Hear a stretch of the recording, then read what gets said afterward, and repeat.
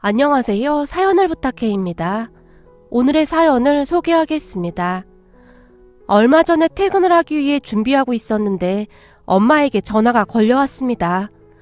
아들, 오늘은 일찍 끝나는 거니? 네, 엄마. 지금 출발하려고요. 바로 집으로 가면 되는 거죠? 그래. 지금 진수는 집에 와 있고 아버지는 할머니 모시러 갔어. 그러니까 바로 집으로 와. 엄마가 아무렇지도 않게 말씀하셨어요. 할머니도요? 매번 엄마 힘들어서 어떡해요? 라며 제가 미안한 듯이 말했어요. 힘들긴 뭐가 힘들어. 가족들이 맛있게 먹어줘서 엄마는 좋기만 한데. 그러니까 운전 조심해서 와. 오늘은 엄마가 너 좋아하는 삼계탕 끓여놨다. 알겠어요. 금방 갈게요. 엄마와 통화를 끝낸 뒤 급히 집으로 출발했습니다. 우리가 취업을 한 뒤에도 엄마는 가족들과 함께 식사하는 시간을 중요하게 생각하곤 했어요.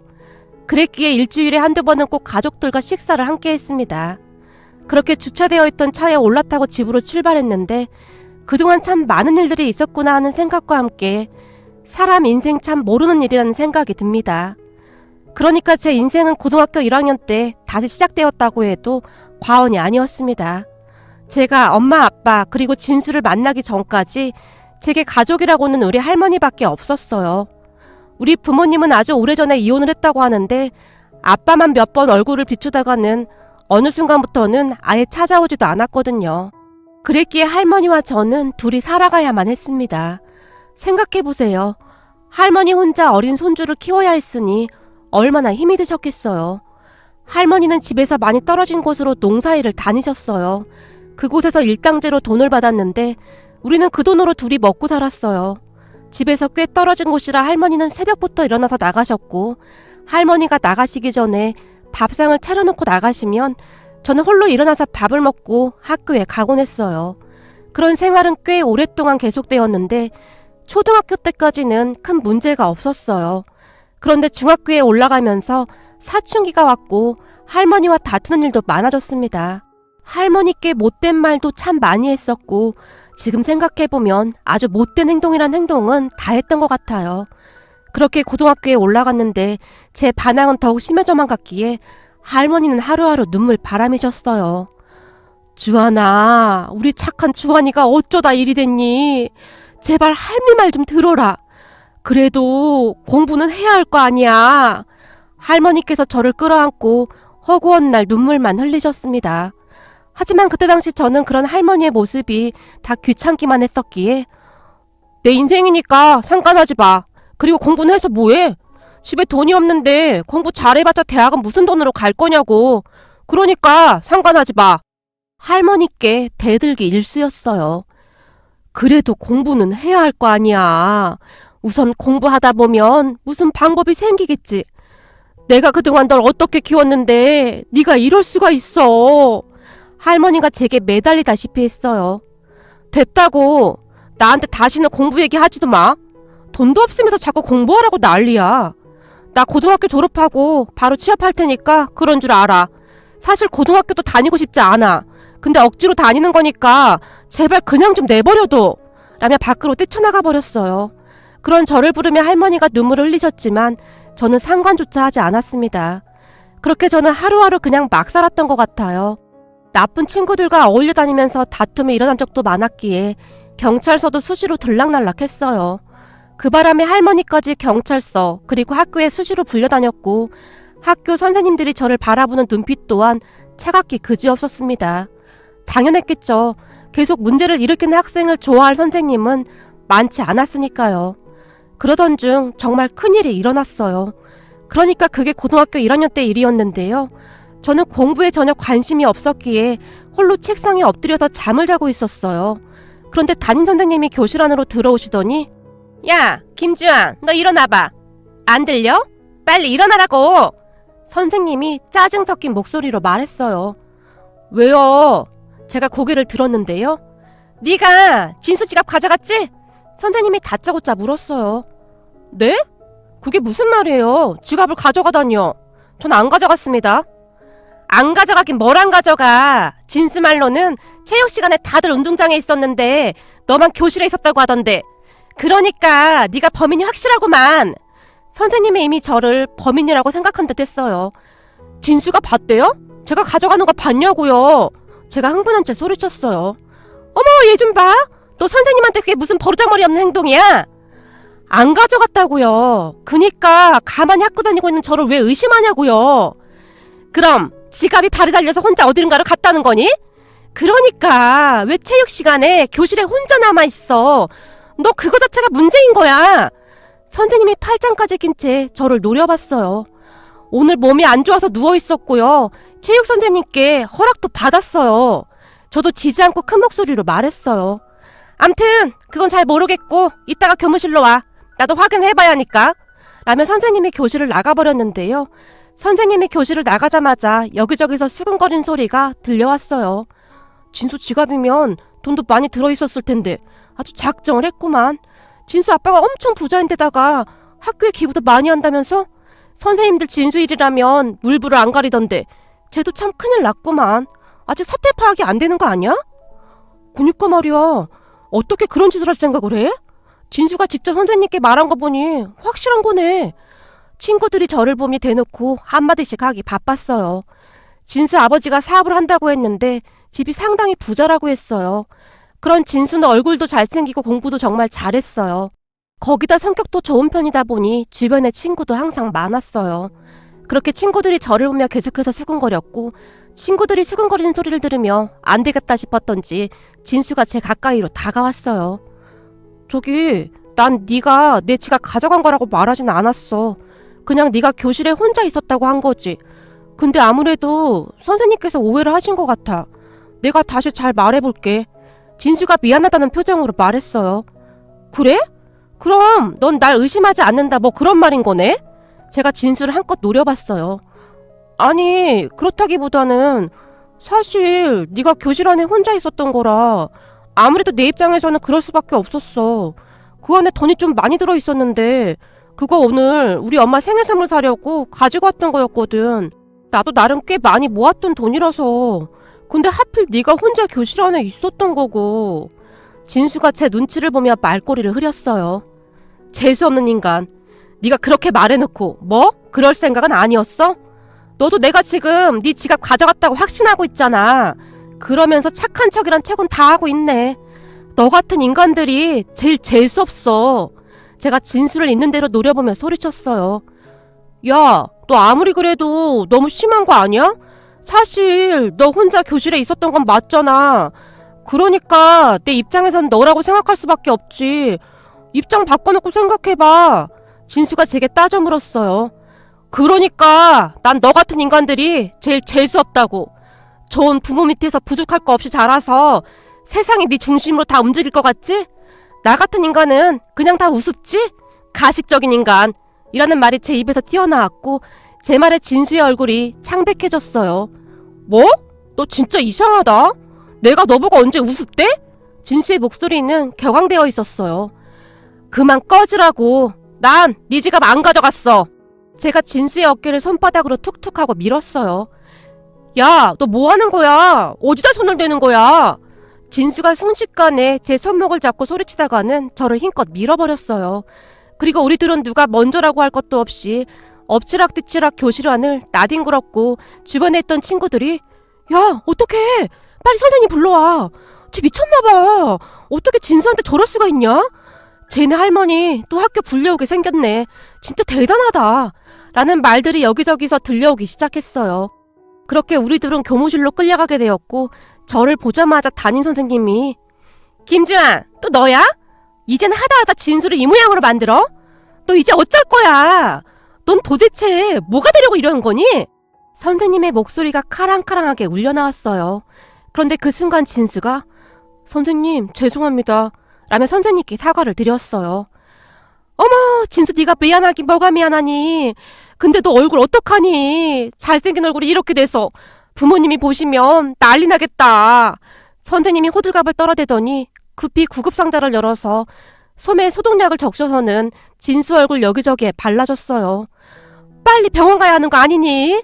선생님의 손이 진수 얼굴을 따라 분주하게 움직였어요. 하지만 선생님은 제게는 아무런 관심도 없었는데요. 제가 아프던 말던 관심이나 있었겠습니까? 그렇게 잠시 후에 진수 아버지가 교무실로 들어오는 게 보였어요. 어머, 아버님! 이런 일로 오시라고 해서 정말 죄송합니다. 아까 전화로 말씀드린 것처럼 주한이라는 친구랑 다툼이 조금 있었습니다. 선생님이 안절부절 못한 채 진수 아버지에게 설명을 하기 시작했고, 선생님의 말을 듣던 진수 아버지가 선생님께 조용히 물었어요. 그래서 지갑을 저 주한이란 친구가 가져갔다는 말인 거죠? 네, 정황상 그렇게 보여집니다. 그때 교실에는 제 혼자 있었거든요. 선생님이 겨눈질로 저를 노려보며 말했어요. 그리고 곧 진수 아버지가 제 앞으로 성큼성큼 다가오셨는데요. 주한이라고 했니? 제게 물었어요. 네, 제가 귀찮다는 듯이 대답했어요. 정말 우리 진수 지갑을 가져간 게 맞니? 진수 아버지가 다시 진지한 목소리로 제게 물었는데, 그 순간 진수 아버지의 눈빛은 다른 어른들의 눈빛과는 많이 달라 보였어요. 그러니까 항상 저를 바라보던 어른들의 눈빛은 한심하다는 듯한 그런 눈빛이었는데요. 진수 아버지의 눈빛은 단호하고 따뜻해 보였다고 해야 할까요? 암튼 저는 순식간에 그 눈빛에 압도당하고 말았습니다. 아니요, 저는 안 가져갔습니다. 제가 진수 아버지의 눈을 뚫어지라 바라봤어요. 그렇게 제 눈을 바라보던 진수 아버지가 다시 진수를 향해 몸을 돌리더니, 너 주한이가 가져가는 거 확실히 본 거 맞아? 라며 큰 소리로 물었어요. 그건 아니고 주한이 혼자 교실에 남아있었는데 없어졌길래 선생님께 말씀드렸던 건데. 진수가 눈치를 보며 말끝을 흐렸어요. 뭐? 그럼 확실하지도 않은데 그랬단 말이야? 내가 널 그렇게 키웠어? 진수 아버지가 실망스럽다는 표정으로 진수를 바라봤어요. 아니, 진수 아버님, 진정하세요. 아무리 봐도 주한이가 확실한 것 같아서 진수가 그랬던 것 같습니다. 사실 그동안 주한이 행실도 그렇고 거기다 할머니와 단둘이 살고 있거든요. 그러다 보니 아무리 봐도 그럴 수밖에 없지 않았나 싶어요. 옆에 있던 담임 선생님이 놀라서 진수 아버지를 말렸어요. 하지만 다음 순간 진수 아버지가 선생님까지 노려보며 물었어요. 선생님, 주제 넘는 말인지는 모르겠습니다만 모름지기 교육자라면 그리 하시면 안 되는 거 아닙니까? 네? 그게 무슨 말씀이신지요? 아니, 그럼 할머니와 둘이 사는 친구들은 다들 그렇다는 말인가요? 그게 학생들을 가르치는 선생님 입에서 나올 말은 아니지 않나요? 진수 아버님, 그게 아니고 그동안 주한이 행실이 그렇고 해서 그리 말씀드렸던 것 뿐입니다. 순간 선생님이 당황한 듯이 말했어요. 증거도 없지 않습니까? 그리고 제가 보기에 주한이는 가져가지 않았습니다.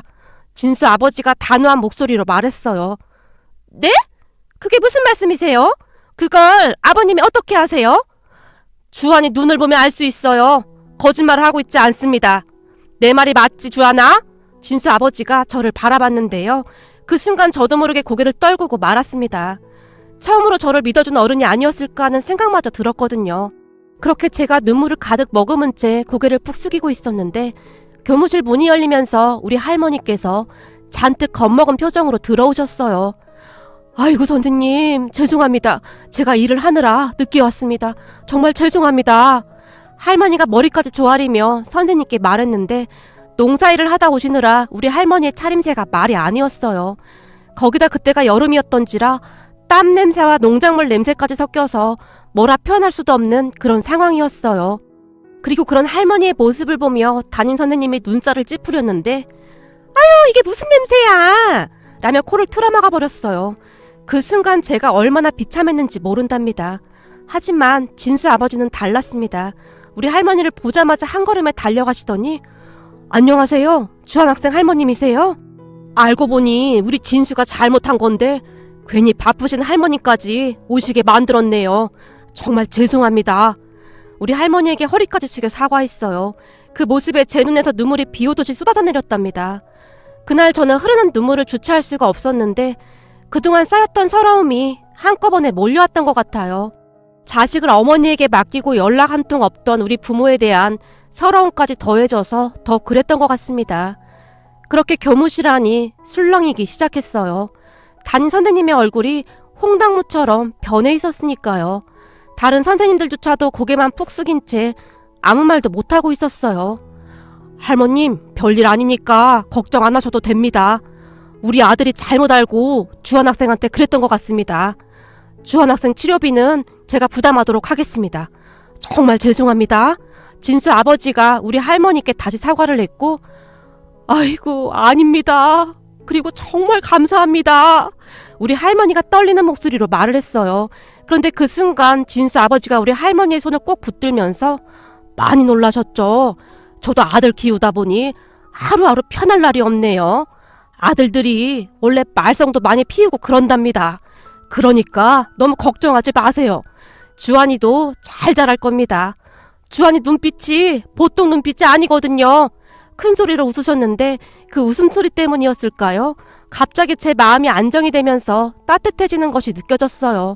그렇게 우리 할머니는 돌아가셨고 진수 아버지가 담임 선생님을 보며 저기 선생님, 수업도 다 끝나가는데 제가 지금 애들 데리고 나가봐도 되겠습니까? 우선 병원부터 가봐야겠네요. 라고 말했어요. 네, 알겠습니다. 그쯤에도 선생님도 기가 죽어 있었기에 조용한 목소리로 말했어요. 아참, 그리고 선생님, 제가 마지막으로 부탁 하나만 해도 될까요? 네? 네. 무슨 부탁이신데요? 적어도 학교에서만은 학생들이 차별받지 않았으면 좋겠네요. 진수 얼굴에 약 발라주셨으면 주한이한테도 그렇게 해주셨어야죠. 선생님들이 올바른 가치관을 가지고 계셔야 대한민국의 미래가 밝지 않겠습니까? 부디 모든 아이들을 따뜻하게 보듬어 주세요. 부탁드리겠습니다. 라며 진수 아버지가 간절한 눈빛으로 선생님을 바라봤어요. 네. 잘 알겠습니다. 죄송합니다. 선생님이 잔뜩 긴장한 채 말했어요. 그 뒤 진수 아버지는 저와 진수를 데리고 교무실을 나왔어요. 니들 괜찮은 거지? 우리 가서 밥이나 먹자. 원래 남자들은 그러면서 친해지는 거야. 라며 진수와 저를 보며 활짝 웃었어요. 그리고는 우리 둘을 데리고 꽤 좋은 식당으로 들어갔는데 그동안 살면서 그런 식당은 처음이었던 것 같습니다. 정말 으리으리한 그런 식당이었거든요.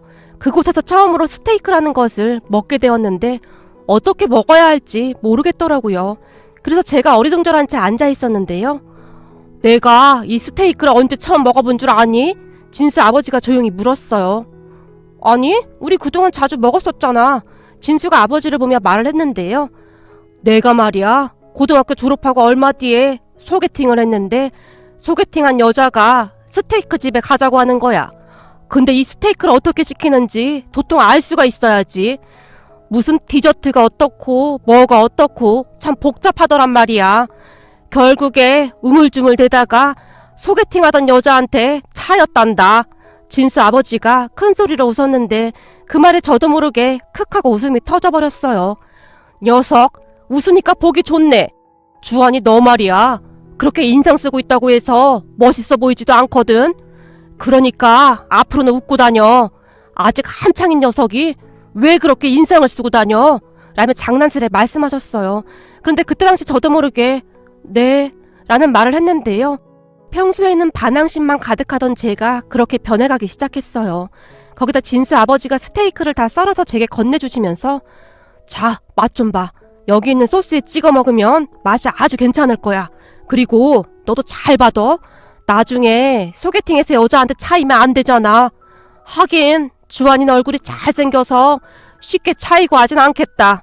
진수 아버지가 아무렇지도 않게 말을 하시고는 다시 스테이크를 썰고 있었어요. 그리고 저는 그때 처음으로 제 얼굴이 나름 괜찮구나라는 생각을 하게 되었답니다. 그렇게 처음으로 즐거운 식사를 한 뒤 집으로 돌아왔는데요. 그때 제 표정이 참 많이 달라졌던 것 같아요. 더군다나 다음날 학교에 온 진수가 반 친구들이 다 있던 교실에서 저기 주한아, 어제는 내가 진짜 미안했어. 집에 가봤더니 지갑이 책상 위에 있더라고. 진짜 미안해. 라며 진심으로 사과했어요. 진수 부모님은 정말 좋은 분들이셨는데요. 진수 지갑이 집에 있었다는 사실을 알게 된 진수 부모님께서 할머니와 저를 집으로 초대까지 해서 식사를 같이 하기도 했어요. 그 뒤 진수와 저는 둘도 없는 친구가 되었고 진수 부모님은 저를 마치 아들 대하듯이 했어요. 저 또한 두 분을 엄마 아버지라고 부르며 따랐고요.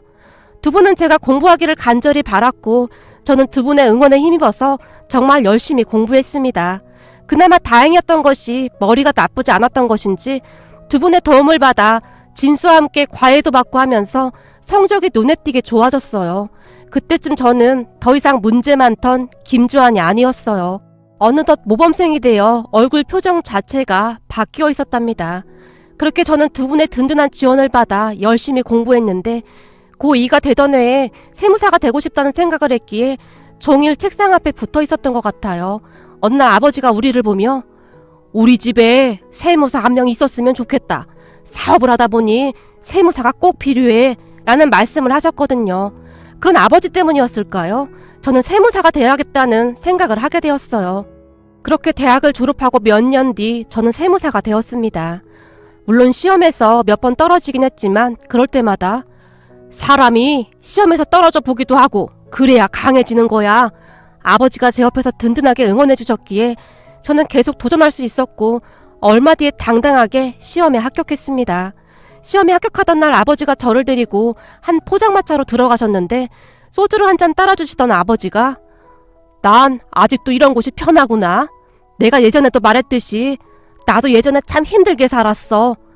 부모라는 사람들은 있으나 마나한 사람들이었으니까 허구한 날 술이나 퍼먹고 다니고 말도 마라. 차라리 없었으면 더 좋지 않았을까 싶었다.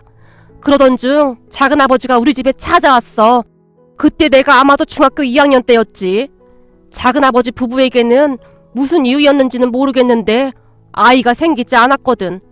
그래서 그랬는지 우리 부모님께 나를 데려가겠다고 한 거야.